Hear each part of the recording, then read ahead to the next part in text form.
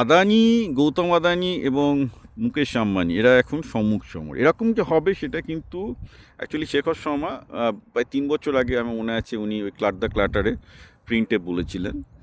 তো যে বলেছিলেন যে এই আদানি এবং আম্বানি গোষ্ঠী এখন হয়তো সংঘর্ষে যাচ্ছে না, কিন্তু একটা সময় আসবে যে এই দুটো গোষ্ঠী সংঘর্ষে আসবে, এবং সেটা হয়েছে। সেটা কিছু হলো রিনিউয়েবল এনার্জিতে, এবং হচ্ছে গুজরাটের কচ্ছের রনের ওপর। এখন কচ্ছ ডিস্ট্রিক্ট যেটা আছে গুজরাটের, এটা ভারতের সবথেকে বড় জেলা, এবং বড় জেলা হলো এখানে কিন্তু লোক থাকে না, কারণ কচ্ছ হচ্ছে একদম পুরো মানে একদম মাটিতে কিছু হয় না, মাটিতে একদম নোনা, শুধু লবণ হয় ওখানে।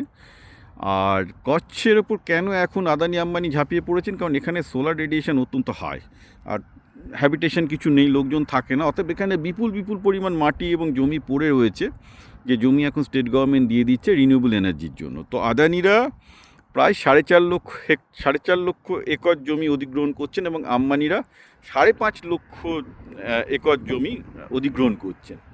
কচ্ছের রানে যে পরিমাণ সোলার রেডিয়েশন আছে, অর্থাৎ যে পরিমাণ সানলাইট পাওয়া যায়, সেই সানলাইট থেকে প্রায় 6 স্কোয়ার কিলোমিটার থেকে 150 মেগাওয়াট মতো পাওয়া যায়, অর্থাৎ প্রায় 1 স্কোয়ার কিলোমিটার থেকে 150 মেগাওয়াট পাওয়া যায়, মানে প্রায় 6 স্কোয়ার কিলোমিটার হলে 1 গিগাওয়াটের প্ল্যান্ট তৈরি হয়ে যায়, হুইচ ইজ ইকুইভ্যালেন্ট টু একটা ব্যান্ডেল বা বক্রেশ্বরের থার্মাল পাওয়ার প্ল্যান্টের ইকুইভ্যালেন্ট। তো যার জন্যে আদানি আম্বানি এখন রিনিউয়েবল সেক্টরে কচ্ছের রানের ওপর পাশাপাশি ঝাঁপিয়ে পড়েছে রিনিউয়েবল এনার্জি তৈরি করতে। তো প্রশ্ন হলো, হঠাৎ এতদিন বাদে, মানে আদানি তো এনার্জিতেই ছিল, কিন্তু আম্বানি কেন এনার্জিতে ঢুকছেন? বল, তার কারণটা খুব সিম্পল। আমরা এই যে এআইয়ের যুগে ঢুকছি, এই এআই ডেটা সেন্টার চালাতে গেলে এখন হিউজ এনার্জি দরকার, আর আমাদের ট্র্যাডিশনাল যে এনার্জি গ্রোথ ভারতে বা আমেরিকায়, সেটা 2 থেকে 4%, ম্যাক্সিমাম 5% পর্যন্ত হচ্ছে, তার বেশি হচ্ছে না। একমাত্র ওয়ে হচ্ছে এই রিনিউয়েবল এনার্জিটাকে যদি ম্যাসিভলি ট্যাপ করা যায়।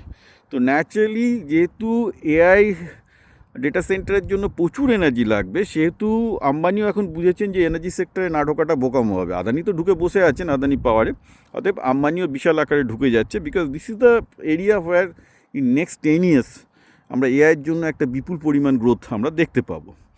তবে দেখা যাক যে আদানি যেতে না আম্বানি যেতে, কিন্তু এই দুটি গুজরাটি ফ্যামিলির মধ্যে যথেষ্ট ভালো সম্পর্ক ছিল, যদিও আমি মনে করি যে গৌতম আদানি অনেক বেশি মডেস্ট। আমি মুকেশ আম্বানিরও ভাষণ শুনেছি, গৌতম আদানিরও ভাষণ শুনেছি। আমার গৌতম আদানিকে অনেক বেশি ডাউন টু আর্থ এবং প্র্যাকটিক্যাল লোক বলে মনে হয়েছে, যদিও লোকজন অনেকেই বলেন তিনি অসৎ, কিন্তু আমার মনে হয়েছে যে গৌতম আদানি অনেক বেশি মানে গভীর জলের মাছ, এবং তিনি যাই করুন না কেন একটা জিনিস ভালো করে বোঝেন, যে চুপচাপ নিজের খেলাটা খেলতে পারেন, যেটা ব্যবসায়ীদের একটা খুব ভীষণ বড় মানে কোয়ালিটি। মুকেশ আম্বানিও তাই, কোনো ঢাকঢোল না পিটিয়ে অনেক কিছু করতে পারেন।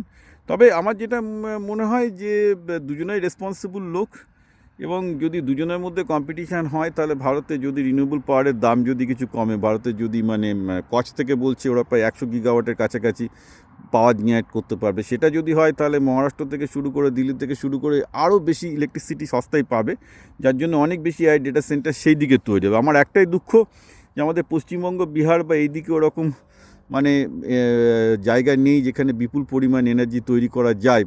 এখানে নিউক্লিয়ার প্ল্যান্ট ছাড়া হবে না। আর এখানে যদি খুব বেশি এনার্জি ইস্টার্ন জোনে যদি নিউক্লিয়ার পাওয়ার প্ল্যান্ট বসিয়ে এনার্জি তৈরি করা না যায়, এই অঞ্চল কিন্তু আরও পিছিয়ে পড়বে, কারণ এআই ডেটা সেন্টারগুলো সেক্ষেত্রে কিন্তু গুজরাটেই হতে থাকবে।